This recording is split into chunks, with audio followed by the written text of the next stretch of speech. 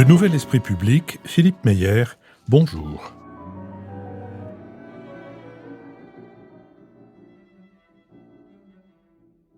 Bonjour, merci de nous avoir rejoints pour ce Nouvel Esprit Public au cours duquel nous allons tenter d'éclairer certains aspects de l'actualité. Nous le ferons avec Nicole Niesotto, vice-présidente de l'Institut Jacques Delors, Jean-Dominique Merchet du quotidien L'Opinion, Richard Verly du quotidien en ligne Blick.fr et Michel Vinocq, historien. L'aspect de l'actualité sur lequel nous nous concentrerons sera celui des capacités françaises et européennes à faire face à la guerre. C'est pourquoi nous sommes heureux que notre panel s'enrichisse aujourd'hui de la présence de Jean-Dominique Merchet, qui publie chez Robert Laffont un livre intitulé « Sommes-nous prêts pour la guerre ?» livre qui porte en sous-titre « L'illusion de la puissance française ». Avant d'en venir à ces deux sujets, l'Europe et la France face à la guerre, je rappelle que nous sommes partenaires de l'hebdomadaire Le 1, et je rappelle qu'il a récemment publié 3 hors-séries, Le voyage au bout de la folie d'Edgar Allan Poe à Virginia Woolf, Robert Badinter et Dune, les leçons d'un mythe. Enfin, dans notre série Si c'est pour la culture, on l'a déjà donné, nous mettrons en ligne mercredi un nouvel épisode de notre conversation avec Alexandre Lacroix, rédacteur en chef de Philosophie Magazine, à l'occasion de la publication de son livre sur la danse aux éditions Alary. Pas d'enregistrement public en mai, puisque le théâtre de l'école alsacienne est occupé par les élèves et les représentations théâtrales et les concerts. Prochain enregistrement public dimanche 23 juin, vous pouvez déjà vous inscrire. Enfin, toutes nos émissions font l'objet d'un compendium ou compte-rendu analytique que vous pouvez recevoir gratuitement pour peu que vous vous inscriviez. Et il arrivera dans votre boîte de courriel tous les mercredis. La France, donc, c'est notre première question, est-elle prête pour la guerre ? Si l'armée française était demain déployée dans un engagement majeur de haute intensité comme en Ukraine, elle pourrait tenir un front de 80 km, pas davantage. Le front ukrainien, lui, s'étend sur près de 1000 km. Armée bonsaï, voire échantillonnaire, l'armée française dispose de presque tous les matériels. Elle manque toutefois de drones et surtout de munitions. Et elle ne compte pas suffisamment d'hommes. Nous sommes passés de 160 000 hommes en 1991, avant la fin de la conscription en 1996, à 15 000 en 2013. Désormais, on ne donne plus de chiffres d'effectifs. L'armée française ne fait donc pas masse. Parmi les réponses à cette situation, certains préconisent le retour au service militaire, d'autres un modèle de volontaire d'une sorte de réserve comparable à celle organisée aux États-Unis. Révélé à l'occasion de la guerre d'Ukraine, notre manque criant de munitions se résume à 2 chiffres. Pour la seule armée française, les contrats actuels permettent de financer 6 000 coups par an, voire 9 000 coups au maximum. C'est ce que les Ukrainiens tirent chaque jour. Toutefois, à l'abri de sa géographie, de sa dissuasion nucléaire et de ses alliés, la France peut faire l'impasse sur la perspective d'une guerre à l'ukrainienne. Il est impossible de prévoir quelle forme prendrait une future guerre. Aucune guerre ne ressemble à une autre, mais il est impossible donc d'être prêt pour la guerre. Nous n'aurions pas de meilleur choix que de nous y adapter le plus vite et le mieux possible. Sur le plan militaire, cela suppose que les armées deviennent des organisations apprenantes de combat. Ça n'est pas gagné d'avance à cause de leur structure très hiérarchisée, du poids des traditions en leur sein, et l'impulsion doit donc venir du politique et de la société civile. Avant de développer quelques-uns de ces aspects, Jean-Dominique Merchet, est-ce que vous pourriez nous donner un peu une idée de qu'est-ce que c'est que la guerre aujourd'hui, notamment pour la France ? Oui, Philippe, vous venez de le dire, la guerre change en permanence d'aspect. Les guerres, on voit ce que c'est la guerre. C'est un affrontement violent pour des buts politiques, mais aucune guerre ne ressemble à une autre. On a aujourd'hui sous les yeux 2 guerres. On a la guerre d'Ukraine, on a la guerre de Gaza, et on voit bien que c'est pas du tout. Ce sont des vraies guerres, il y a aucun doute là-dessus, mais c'est pas les mêmes. Et on a été en guerre au Mali, il y a eu la guerre froide, donc effectivement, ça change en permanence. Et c'est pour ça que, sauf si on a envie de rentrer dans une guerre, parce que, comme la Russie, on a envie d'annexer son voisin, il est très difficile de se préparer à des événements dont la forme, la nature est par définition quasiment imprévisible. D'où la nécessité d'avoir des systèmes les plus dynamiques, les plus souples, les plus adaptatifs, le mot n'est pas très joli, mais possible. Donc, évidemment, on est très focalisé aujourd'hui parce que ça se passe en Europe, parce que c'est un bouleversement géopolitique majeur, c'est vraiment un tournant aussi important que la fin de la guerre froide, que l'invasion de la Russie l'invasion de l'Ukraine par la Russie. Mais vous donnez une définition de la guerre pour la France aujourd'hui.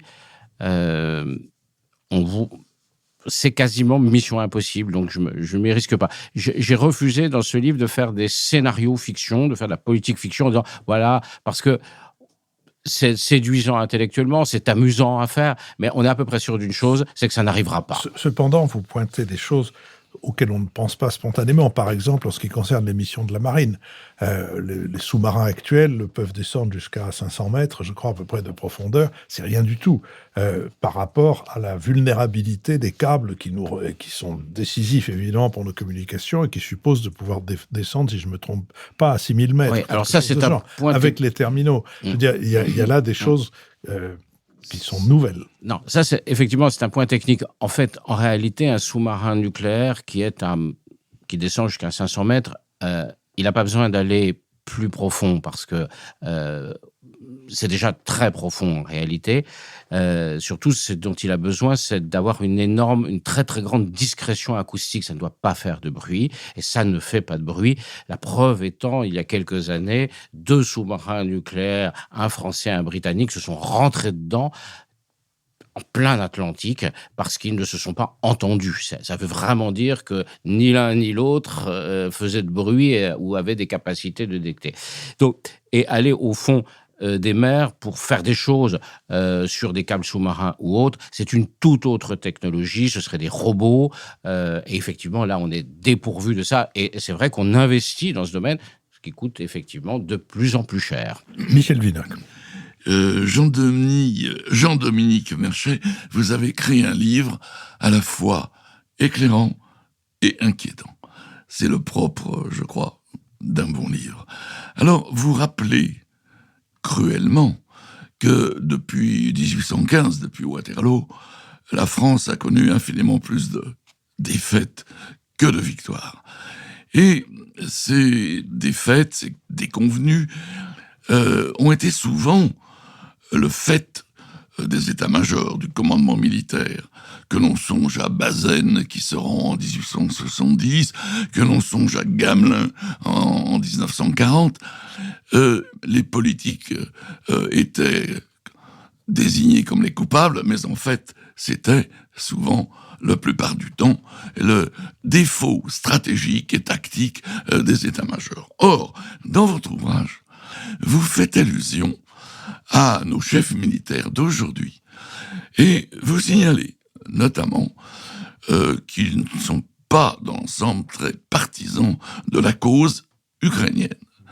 Et vous ajoutez que cela est dû en partie à des raisons idéologiques. J'aimerais bien que vous développiez cette idée. Alors, effectivement, je ne parlerai peut-être pas des... D'abord, l'armée obéit au pouvoir politique, et heureusement. Donc si le pouvoir politique lui dit de faire quelque chose, elle le fait. Mais force est de constater que dans la haute société militaire, gens qu'on entend soit librement quand ils s'expriment sur les plateaux de télévision, ou soit de manière plus privée, quand on lit leurs textes, il n'y a pas une empathie, une sympathie spontanée pour la cause ukrainienne. Il y a au contraire toujours une forme de compréhension des intérêts russes. On retrouve là quelque chose qui m'avait déjà frappé, moi et d'autres, au moment des guerres de l'ex-Yougoslavie, où l'armée française était engagée en Bosnie puis au Kosovo, et clairement, le corps des officiers était plutôt pro-serbe. D'abord contre les musulmans de Bosnie, puis contre les Kosovars, eux aussi musulmans. Donc c'est vrai que on retrouve un peu la même chose. Alors ça n'a pas empêché l'armée française de faire la guerre aux Serbes, comme ça n'empêche pas l'armée française de former aujourd'hui des soldats ukrainiens et de donner, parce que le pouvoir politique lui demande de le faire, de donner une partie de ses équipements à l'armée ukrainienne. Mais c'est vrai qu'il y a ce sentiment que dans la haute société militaire ou dans la société militaire, que la guerre d'Ukraine, c'est pas notre guerre, c'est un peu la guerre des Américains, des Anglais, et qu'on n'est pas directement impliqué. Il y a une surfocalisation de l'armée française sur l'Afrique, où quand même on s'est pris une jolie déculottée au Sahel, sans en tirer le moindre rétex, comme on dit en langage militaire, retour d'expérience, bref, sans en tirer le moindre bilan critique. Tout ça, c'est de la faute aux autres, jamais de notre responsabilité. Et effectivement, il y a, pour dire les choses un peu brutalement, des courants de droite conservatrice assez puissants au sein de la haute hiérarchie militaire. Nicole Nisotto. Oui, je vais commencer, comme Michel Vinocq, par vous complimenter pour cet ouvrage, parce que je trouve que c'est à la fois un livre très informé, très pédagogique, très clair. Pour quelqu'un qui veut comprendre la politique de défense française, c'est vraiment un ouvrage de référence. Et en même temps, c'est un livre qui pose des vraies questions, des bonnes questions sur l'avenir de cette capacité militaire française. Et alors moi, j'ai une question qui est vraiment une question. Je trouve qu'il y a aujourd'hui, dans notre discours, une contradiction depuis la guerre en Ukraine, qui est née de la guerre en Ukraine, où d'un côté, on dit, et les plus hautes instances de l'état-major, notre chef d'état-major lui-même, et y compris notre ministre de la Défense, d'un côté, on nous dit qu'il faut mettre l'accent sur les combats de haute intensité, sur la défense territoriale, et beaucoup nous rappellent ce que vous dites, d'ailleurs qu'on ne peut pas tenir plus de 80 km. Il y a eu un rapport de l'Assemblée nationale qui dit qu'on ne peut pas tenir plus de 2 mois avec nos munitions. Donc, d'un côté, donc un cri d'alarme sur notre faiblesse dans la posture conventionnelle pour faire une guerre de haute intensité, de la part, donc je répète, des plus hautes instances militaires françaises, et de l'autre côté, on nous rappelle que la France est une puissance nucléaire, c'est un État doté, fait partie des 5 permanents du Conseil de sécurité, et que la doctrine de dissuasion française, c'est d'empêcher toute guerre.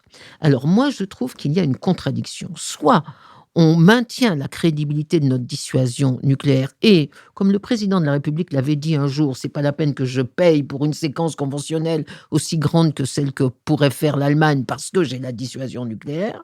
Donc, on a l'impression que cette doctrine traditionnelle française de la dissuasion nucléaire qui empêche toute guerre est en train de changer, d'évoluer, presque subrepticement, vers une doctrine où le nucléaire ne dissuaderait plus que les armes nucléaires et où on devrait commencer à considérer la nécessité de mener des batailles conventionnelles dures et fortes. Jean-Dominique Mercier.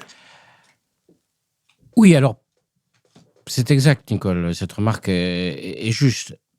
Sauf que pendant la guerre froide, on avait une armée conventionnelle.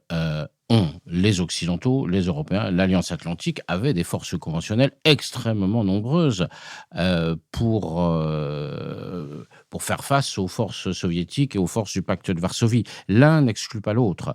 On ne peut pas être dans une logique du tout ou rien. C'est-à-dire qu'on ne peut pas se contenter d'avoir, comme certains l'ont expliqué un temps, je pense à ce stratège, le général Gallois, Pierre-Marie Gallois. En gros, sa vision, c'était bon, il suffit d'avoir une grosse gendarmerie et des bombes nucléaires et la France sera protégée. Si on était dans une vision neutraliste d'une France seule, d'une France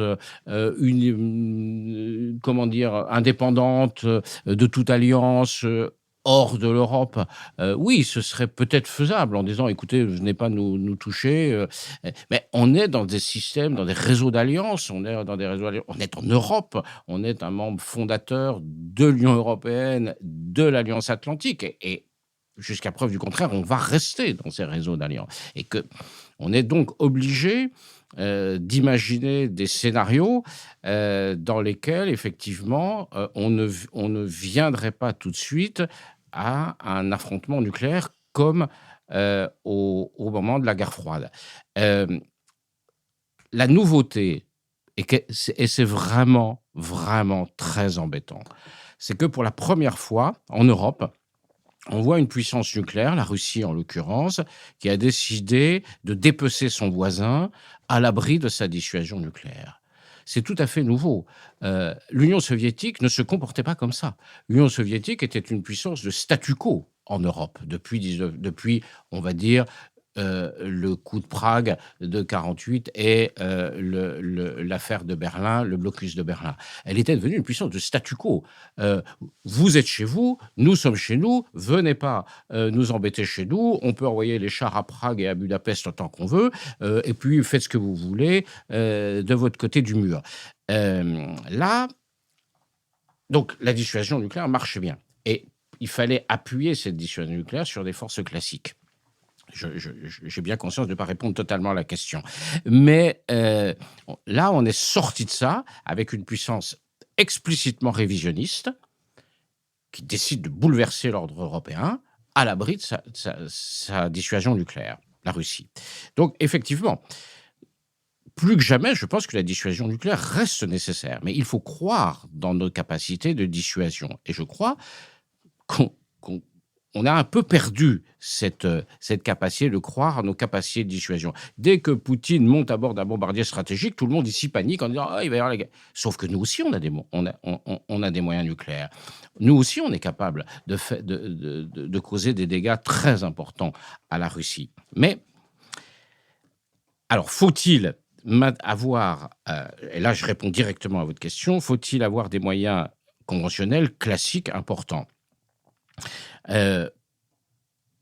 C'est indispensable dans la mesure où il y a des tas de scénarios qui ne justifieraient pas l'usage de l'arme nucléaire. Si demain, il faut imaginer des situations où la dissuasion échoue un peu. Pas totalement, mais échoue un peu. Si demain, il y a une déstabilisation de l'Estonie et de la Lettonie avec ces minorités russes, qu'est-ce qu'on fait ?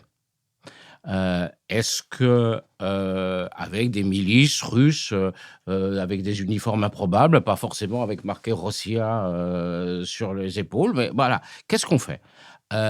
On envoie. Est-ce qu'on a une capacité d'y aller avec des moyens classiques, des chars, ou est-ce qu'on dit aux Russes, écoutez, soit vous arrêtez, soit on vous met une bombe atomique sur la tête ? C'est pas crédible, la deuxième option. Il y a des moments où la dissuasion ne marche pas. Et en même temps, je fais une critique, je pense qu'on a été, les Américains en premier lieu, et nous derrière, on n'a pas réussi à dissuader Exactement. La Russie d'attaquer l'Ukraine Absolument. en 2022. Moi, je plaidais et je plaiderais, par exemple, dans un cas comme ça, si une semaine avant l'invasion russe de l'Ukraine, alors que les Américains savaient pertinemment que les Russes allaient rentrer, on avait envoyé un régiment de l'US Army, un régiment britannique et un régiment de l'infanterie de marine française à Kiev, il est probable que les Russes n'auraient jamais attaqué. Donc, ça sert aussi à ça, une armée classique. Mais une armée conventionnelle, elle peut jouer dans un cadre dissuasif. Richard Verly. Alors moi, j'ai beaucoup apprécié le deuxième chapitre du livre qui est consacré justement à l'arme nucléaire, donc la transition est parfaite. Parce que, bien évidemment, c'est une spécificité française en Europe avec le Royaume-Uni et c'est là-dessus que je voudrais revenir. Parce que, d'abord, ce que je trouve formidable et ce que vous décrivez très bien, c'est que derrière la quête de l'arme nucléaire, il y a eu un narratif. Il y a eu un narratif incroyable qui est un narratif de puissance. Et aujourd'hui, je trouve cet adjectif « doté » qu'on utilise en permanence, la France est dotée, il en dit absolument long, c'est-à-dire que le nucléaire est le socle, au fond, de la puissance française.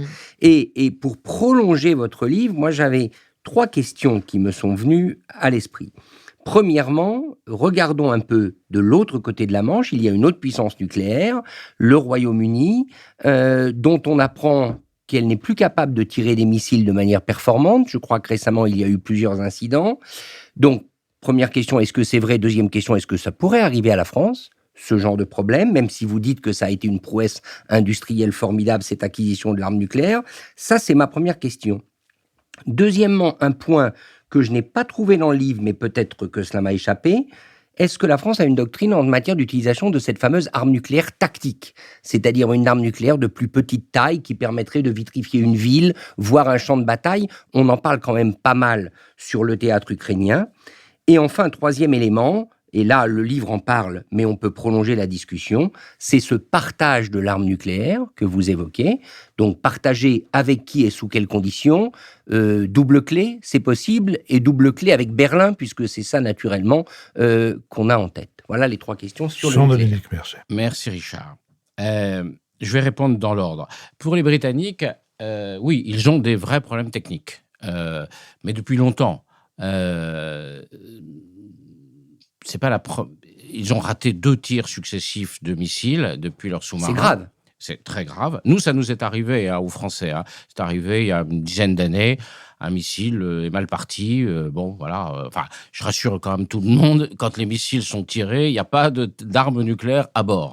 Voilà. Il y a des maquettes qui pèsent le même poids, mais il n'y a pas d'armes nucléaires à bord.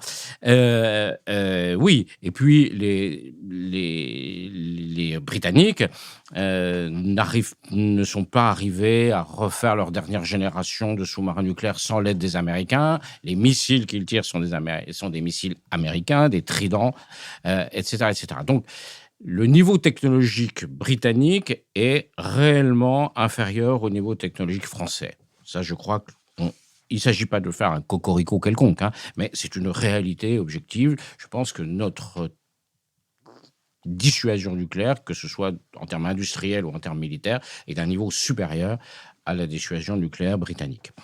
Deuxième question, les armes nucléaires tactiques. Il n'y a pas d'armes nucléaires tactiques dans la doctrine française depuis une trentaine d'années aujourd'hui. Le nucléaire tactique, ça voulait dire à l'époque de la guerre froide qu'on utilisait ça dans le cadre de la bataille. Dans une bataille terrestre, voilà, on utilise les armes nucléaires. Ça a été une partie de la doctrine française. C'est devenu ensuite, on a commencé ensuite à appeler ça des armes pré-stratégiques. Ça, c'était François Mitterrand qui était passé à ce niveau. Et depuis la doctrine Chirac, depuis les années 90, il y a l'idée, effectivement, pendant très longtemps, l'usage de l'arme nucléaire consistait à détruire des centres urbains. On se disait, on va tuer, on a la capacité de détruire Moscou, Kiev et Saint-Pétersbourg, on va tuer 80 millions de Russes, enfin de Soviétiques, etc., etc. Tout ça, cette doctrine aujourd'hui n'est plus la doctrine française. La doctrine française est sur des frappes beaucoup plus ciblées,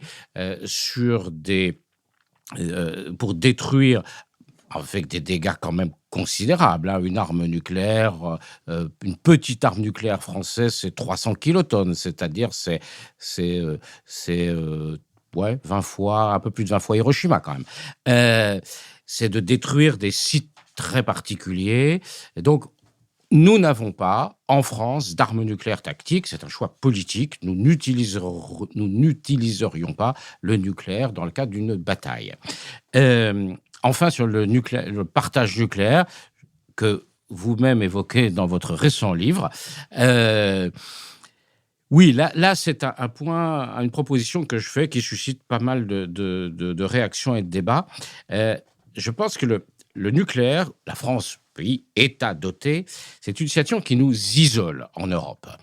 Nous sommes le seul pays en Europe qui a le droit, avec les Britanniques, mais si on parle de l'Union européenne, nous sommes le seul pays en Europe qui a le droit, au regard du droit international, de posséder des armes nucléaires. Tous les autres États, tous nos partenaires européens, l'Allemagne au premier chef, mais l'Italie, la Pologne, etc., n'ont pas le droit de posséder des armes nucléaires en vertu du traité de non-prolifération nucléaire de 1968. À partir du moment où l'on considère, ce qui est le cas de la France, ce qui est mon cas à moi en tant qu'observateur, mais ce qui est surtout le cas de la France officiellement, et de l'Alliance Atlantique, dont tous ces pays sont membres, que le nucléaire est le cœur de la défense et de la France et de l'Alliance Atlantique. Tous ces États, l'Allemagne, la Pologne, l'Italie, les Pays-Bas, etc., sont obligés de s'en remettre aux armes nucléaires d'un autre, donc des Américains. C'est pour ça qu'ils sont aussi attachés à l'OTAN, parce que leur dissuasion nucléaire, elle est entre les mains des Américains pour des raisons de droit international, du traité de non-prolifération. Et donc, tous les États européens, à l'exception de la France, donc, doivent s'en remettre aux armes nucléaires d'un autre pour assurer, en dernier ressort, leur défense. Donc ça crée une situation de dépendance, et c'est pour ça que tous les pays européens sont attachés à l'Alliance Atlantique, c'est-à-dire à l'alliance avec les États-Unis.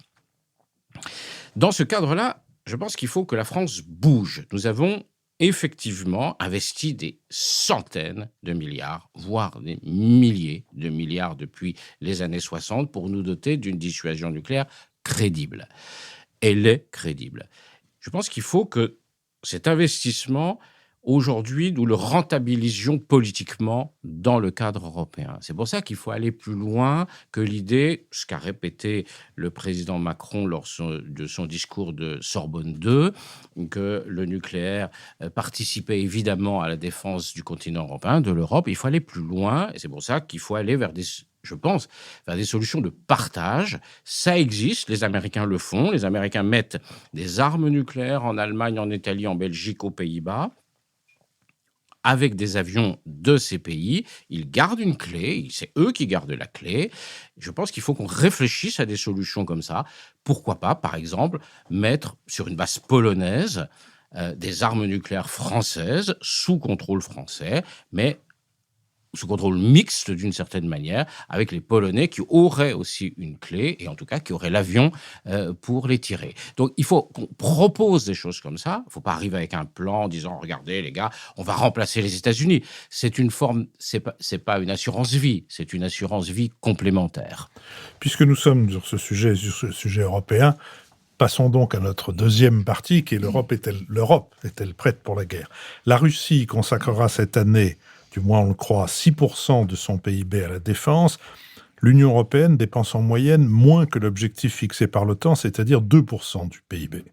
Depuis des décennies, l'Europe n'investit pas suffisamment dans sa sécurité et sa défense, et rompant avec la croyance née à la fin de la guerre froide dans les fameux dividendes de la paix, confrontée aux plus grands défis en matière de sécurité depuis la Seconde Guerre mondiale, l'Europe sait qu'elle doit intensifier l'effort commencé avec la guerre d'Ukraine.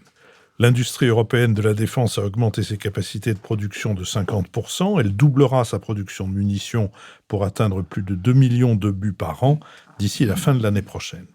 Lors de la réunion à Bruxelles le 21 mars des chefs d'État et de gouvernement européens, à l'exception de la Hongrie et de la Slovaquie, tous les pays membres partageaient une obsession, accroître au plus vite l'aide militaire à Kiev.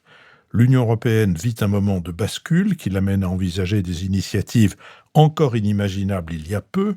Même si les 27 sont encore loin d'un accord sur le sujet, ils n'excluent plus de s'endetter ensemble pour financer leur industrie de défense et livrer des armes à l'Ukraine, comme ils l'ont fait pour contenir les ravages économiques de la pandémie liée au Covid-19.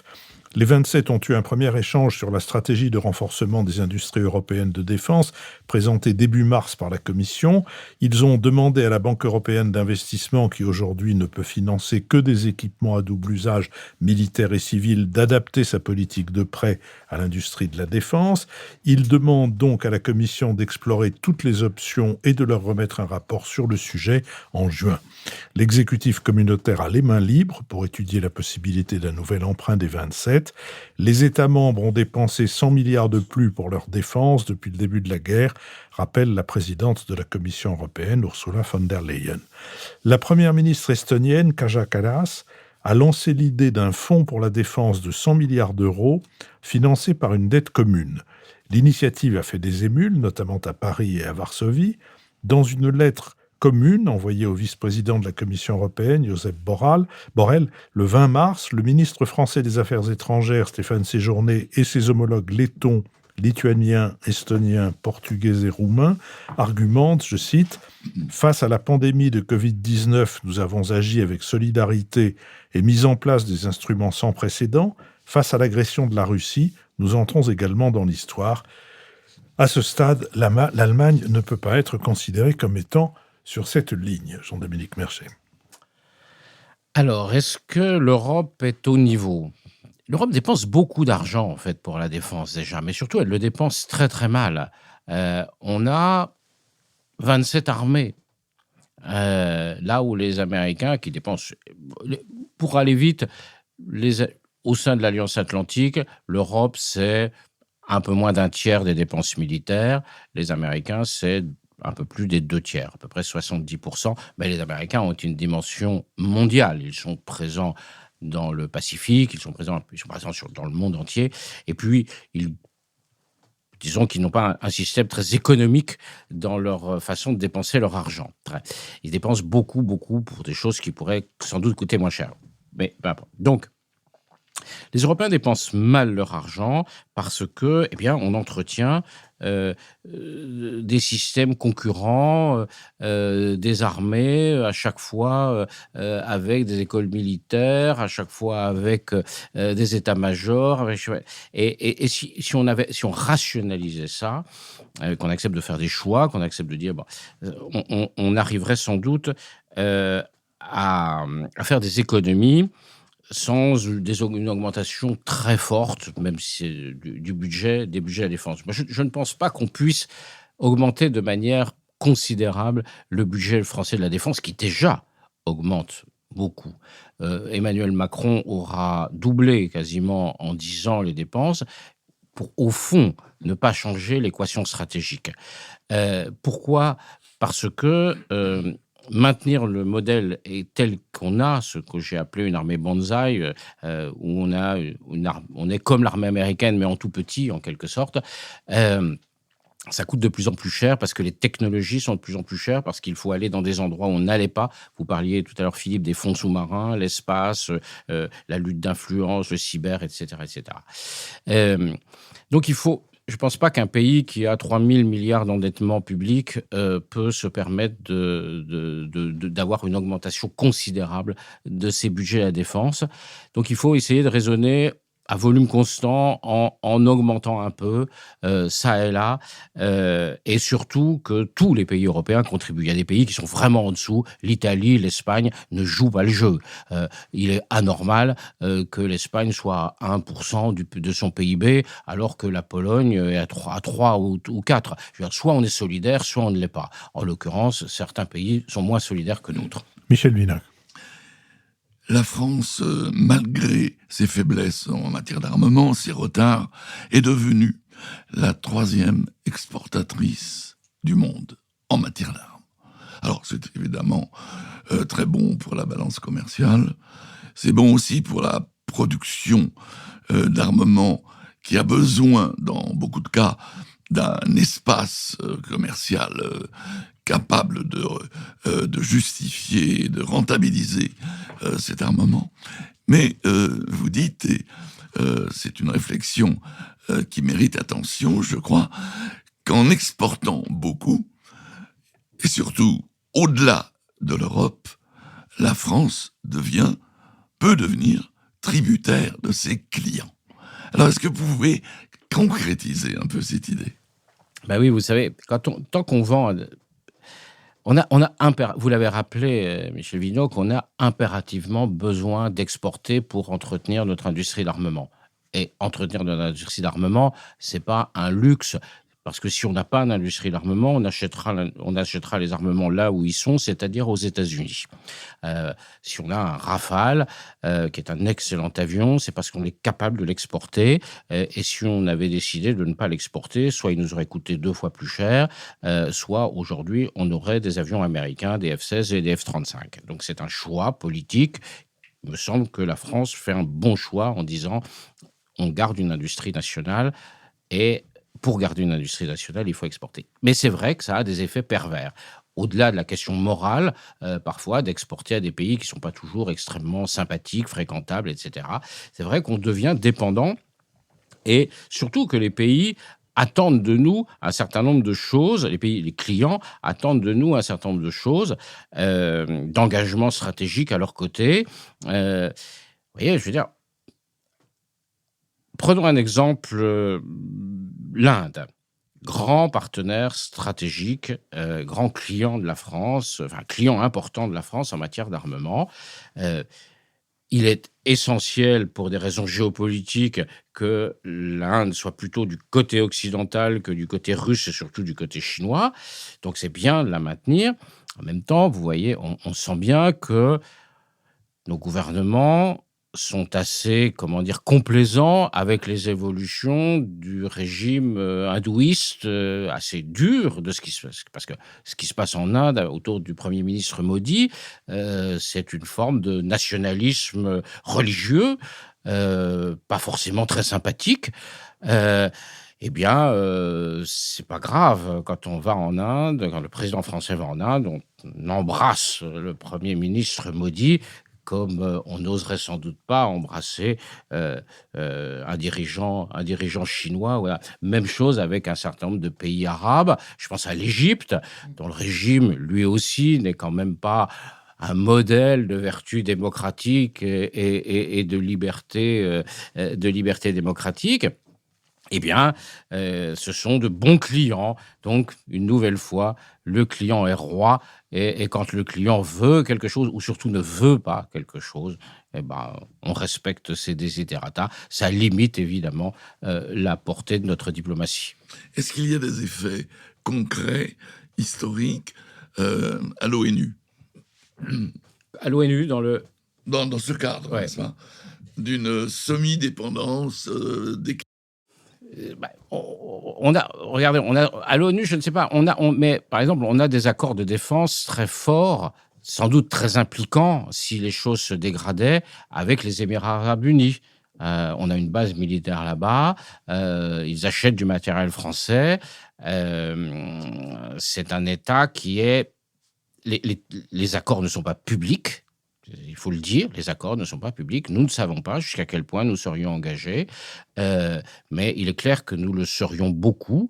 Nous assurons avec d'autres, parce que les Émirats arabes unis sont un pays riche et ils ont les moyens de s'acheter plusieurs protecteurs, mais nous sommes de fait engagés dans une forme de protectorat militaire des Émirats arabes unis de manière peu transparente parce que le client exige cette absence de transparence. Nicole Nisotto. Jean-Dominique Merchet, vous avez toujours été un sceptique de la défense européenne. Je me souviens, nous avons eu moult débats là-dessus et vous avez écrit en 2009 un livre qui a marqué le débat et qui s'appelait « La grande illusion ».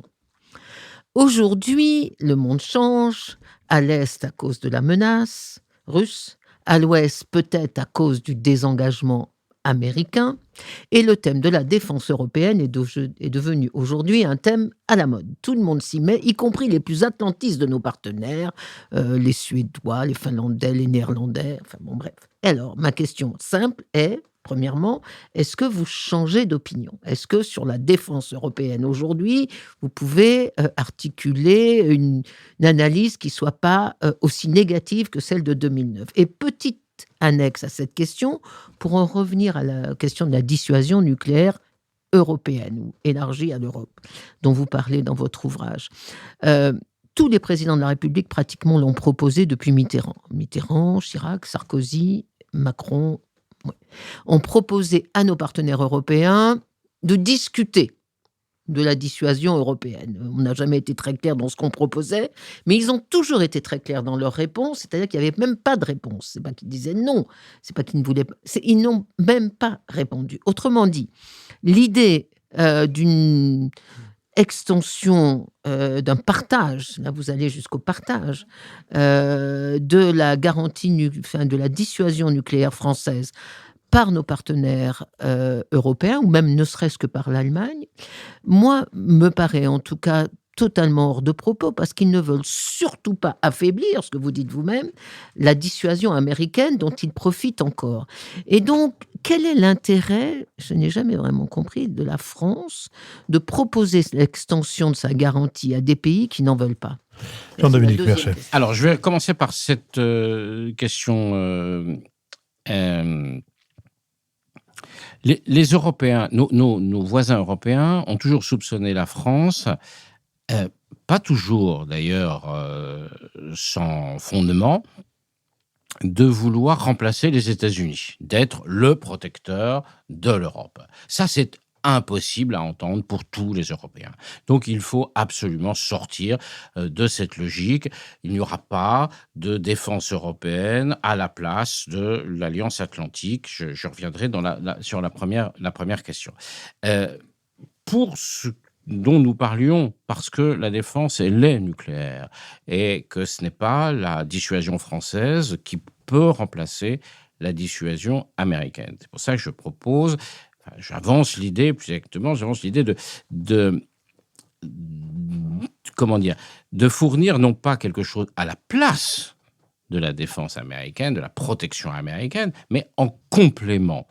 C'est une assurance, ce serait un contrat d'assurance complémentaire, comme une mutuelle que l'on prend à côté de la sécurité sociale, qui quand même assure l'essentiel des remboursements. Voilà, ce serait quelque chose. Et que ça ne peut se faire que dans le cadre de l'Alliance Atlantique, avec un retour de la France dans les organismes concernés, notamment ce qu'on appelle le comité des plans nucléaires, où se discutent effectivement les stratégies de défense nucléaire de l'Alliance. Donc c'est quelque chose, il faut donner des gages à nos alliés, et ces gages, c'est le retour de la France dans les instances nucléaires de l'OTAN, pour rassurer nos partenaires et nos alliés, pour leur dire, attendez, nous ne voulons surtout pas prendre la place des Américains. Au contraire, il faut même le faire en coopération et en parfaite transparence avec les Américains. C'est une proposition. Il faut essayer de faire de la politique et de la diplomatie avec ça. C'est pas une solution. Voilà, je vous propose un plan, vous l'acceptez ou le refusez. On engage quelque chose, un processus. Les Européens sont quand même tétanisés par l'idée d'un abandon de l'Amérique en cas d'une victoire de Trump.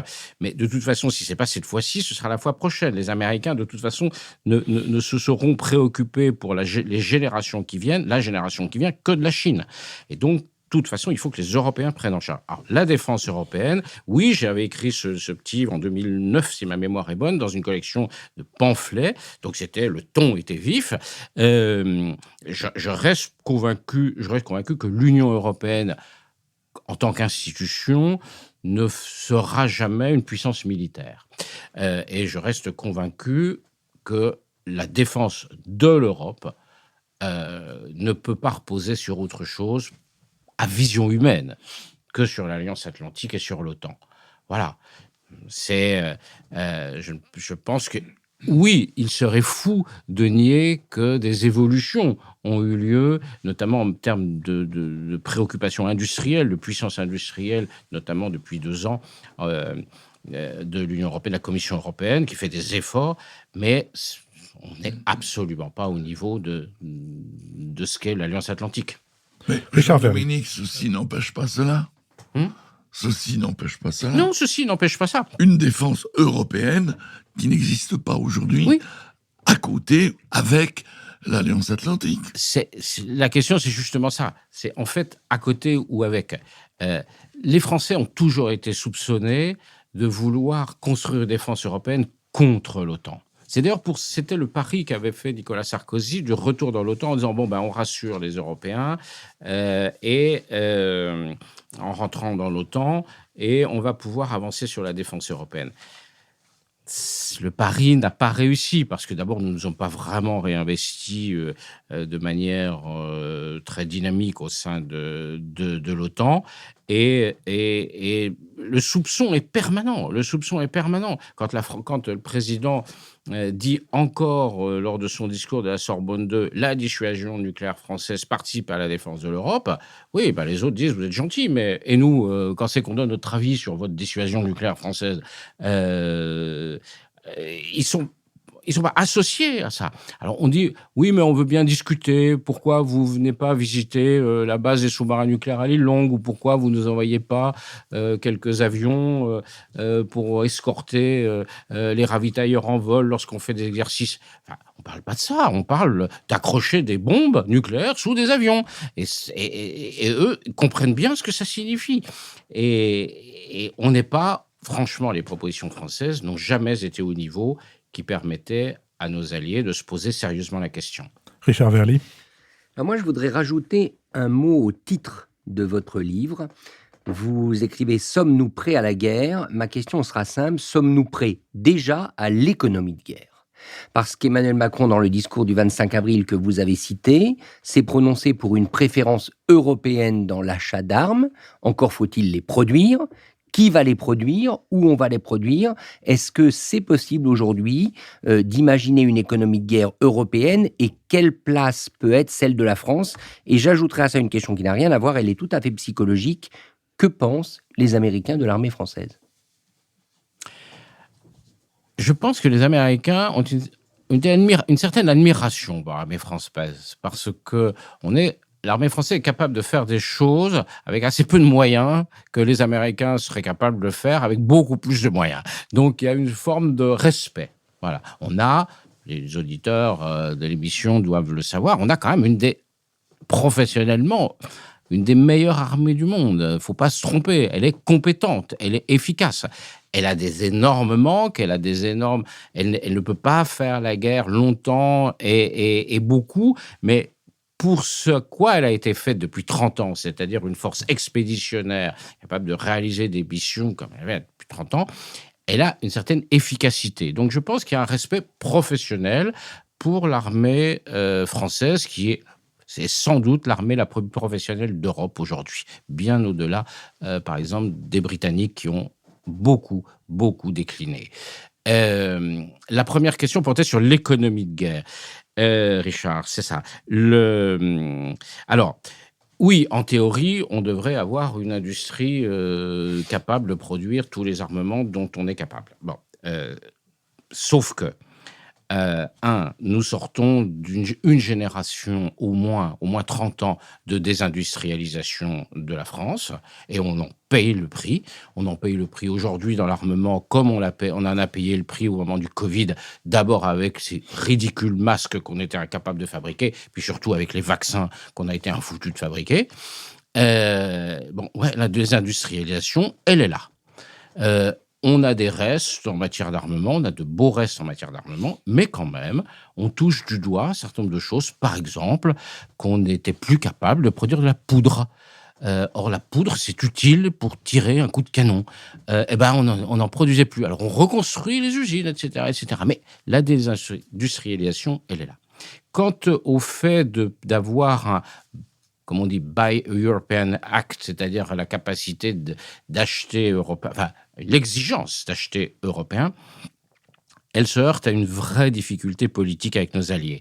Nos alliés européens considèrent souvent que le fait d'acheter du matériel américain engage les États-Unis dans la défense de l'Europe.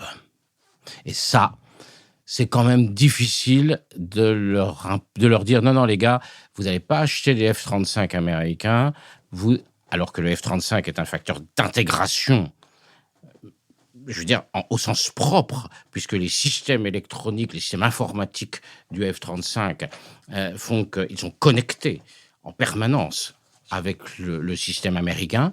Ça intègre leur défense à la défense américaine, quand on leur dit « vous n'êtes pas des bons Européens parce que vous achetez pas le Rafale français ». Oui, le Rafale est un excellent avion, sauf que la France n'est pas capable de fournir les mêmes garanties de sécurité que les États-Unis aux pays européens. Et ils achètent américains parce qu'ils savent que derrière l'achat d'équipements américains, il y a des garanties de sécurité de Washington. Nicole Nisotto. Est-ce que la guerre en Ukraine n'est pas un modèle n'est pas un mauvais modèle pour l'évolution de l'armée française. Je m'explique. Aujourd'hui, vous l'avez dit, vous l'écrivez, le président de la République va voir des usines de poudre, on relance la fabrication de munitions, la fabrication de canons, d'obus, de mortiers, etc., etc. Comme si l'avenir de la défense française était de refaire pratiquement la guerre d'autrefois. Et on peut se demander, quand on écoute également les discours, les analyses des experts militaires sur l'avenir, c'est-à-dire la guerre technologique, la guerre de l'information, la guerre cyber, etc., on peut se demander si la France est capable de faire les deux. Et si l'Europe est capable de faire les deux. Je suis convaincu que l'Europe peut faire une armée, enfin une industrie de la munition et de l'obus. Mais est-ce que l'Europe peut faire ensemble une armée, une défense cyber, une défense intégrée sur les nouvelles technologies de la guerre de demain? Alors, Est-ce que l'Ukraine ne nous fait pas reculer ou retarder d'une guerre? alors cette question que vous soulevez, que soulève aussi un excellent spécialiste de ces questions, qui est Louis Gauthier, il pense ça, et vous pensez ça aussi, que ce n'est pas le modèle de guerre. C'est évident que ce n'est pas le modèle de guerre. Je le disais en introduction, aucune guerre ne ressemble à une autre. Et nous ne pouvons pas construire l'armée française de 2030 pour faire la guerre d'Ukraine de 2022. Ça n'a pas de sens. En revanche, et c'est pour ça qu'il faut aller vite, nous devons construire l'industrie, l'économie capable de soutenir l'Ukraine aujourd'hui et dans les 2, 3, 4 années qui viennent. Il y a une urgence absolue à faire ça. Comment dire, on le fait pas par solidarité avec un État démocratique européen agressé par son voisin, etc., etc. Mais on le fait surtout parce que c'est notre intérêt stratégique. Il faut que l'Ukraine gagne cette guerre. Enfin, il ne faut pas que l'Ukraine perde cette guerre. Et donc, il faut faire le maximum. Il faut mettre tout là-dessus aujourd'hui. On a besoin de plus d'usines de poudre que de régiments d'infanterie aujourd'hui. S'il faut faire un choix, mettons l'argent sur les usines de poudre, les usines de missiles antiaériens, plutôt que sur les régiments d'infanterie ou de cavalerie. On a le temps pour ça. Ou des frégates. On a le temps pour ça. En revanche, l'Ukraine n'a pas le temps. Michel Vinocq. Le titre de votre livre, Sommes-nous prêts pour la guerre? Et en dernière page de votre conclusion, sommes-nous prêts collectivement à faire face aux exigences d'une guerre? La réponse n'appartient qu'à moi et elle est positive. Je ne peux pas le démontrer. C'est en quelque sorte un acte de foi. J'ai confiance dans les ressources de mon pays et de ses habitants et dans leur capacité à surmonter les épreuves. C'est une hypothèse, mais je voudrais l'illustrer par le fait suivant. Une guerre ne se gagne qu'avec le moral des troupes. D'où dépend ce moral? Je ferai allusion à 1940, la drôle de guerre. Et notamment à Jean-Paul Sartre, qui, dans son journal, dans ses carnets de la drôle de guerre, explique ceci. Il s'en va, il est mobilisé avec des tas de conscrits, et que voit-il? Eh bien, tous ces gars-là, malgré l'opinion générale pacifiste de la France de l'époque, ils sont prêts à se battre. Eh bien, on se bat pas, on attend, pendant des mois et des mois, et naturellement, le moral des troupes se délite, dégénère. Autrement dit, si les Français peuvent surprendre par un élan de courage, faire son devoir, malgré une opinion générale extrêmement pacifiste, on peut se demander si les pouvoirs publics n'ont pas une énorme responsabilité dans ce moral des troupes que vous supposez possible. Vous aurez compris, Jean-Dominique Merchet, Oui, à travers ces différentes interventions, que Michel Vinocq n'a pas une haute opinion des états-majors. Est-ce que l'état-major, j'ajoute pour compléter sa question sur les pouvoirs publics, j'ajoute une question sur nos états-majors.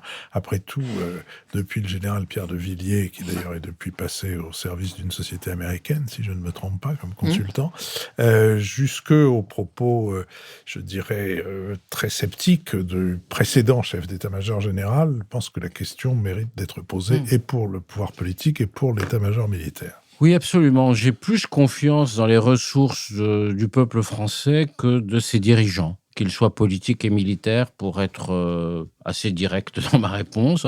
On a vu s'effondrer en 1940. Oui, les Français étaient prêts à se battre en 1940. L'armée française était simplement très mal commandée, et très mal commandée depuis fort longtemps. Et donc, je ne dis pas que l'armée française d'aujourd'hui est mal commandée, mais je garde un scepticisme, disons, de prudence.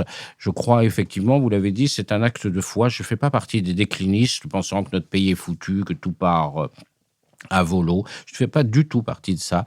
Et je crois qu'on l'a montré en tant que nation, en tant que pays, à 2 reprises récentes, au moment des attentats de 2015, où face à des attaques dures, le pays a tenu et a accepté des lois assez dures, des lois presque souvent qu'on peut qualifier de liberticides, enfin en tout cas de restreignant les libertés publiques, et encore plus au moment du Covid, où alors là, on a accepté des mesures absolument insensées de confinement, de contrôle, de vaccination. Donc ça veut dire qu'on est prêt quand même, collectivement, à réagir à des situations de crise inattendues qui nous tombent dessus. Donc oui, fondamentalement, je garde confiance, plus, et ce n'est pas une forme de populisme chez moi, plus dans les ressources de notre pays, les ressources que parfois de ces dirigeants qui sont sélectionnés. Ce sont des bons élèves qui ont réussi les bons concours et qui ont été toute leur vie disciplinés et où on fait les bons choix politiques pour se retrouver là où ils sont. C'est pas forcément ce qui prépare le mieux à la victoire quand on est face à une crise ou face à une guerre. Je vous remercie. Je vous remercie beaucoup.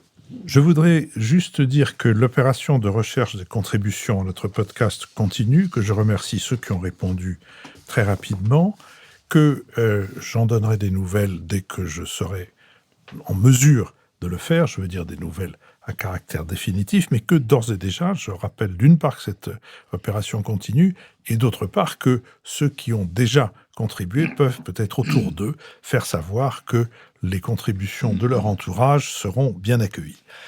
Je remercie Sophie Jacquin, avec qui cette émission a été préparée, Benoît Carré, qui va en assurer le compte-rendu analytique, le compendium, Nicolas Tourneau, qui veille à notre site, tandis qu'Olivier Magloire veille aux plateformes et aux questions qui se posent autour des plateformes de financement. Je remercie Adrien Beccaria qui, pour le studio L'Arrière-Boutique, a enregistré cette conversation.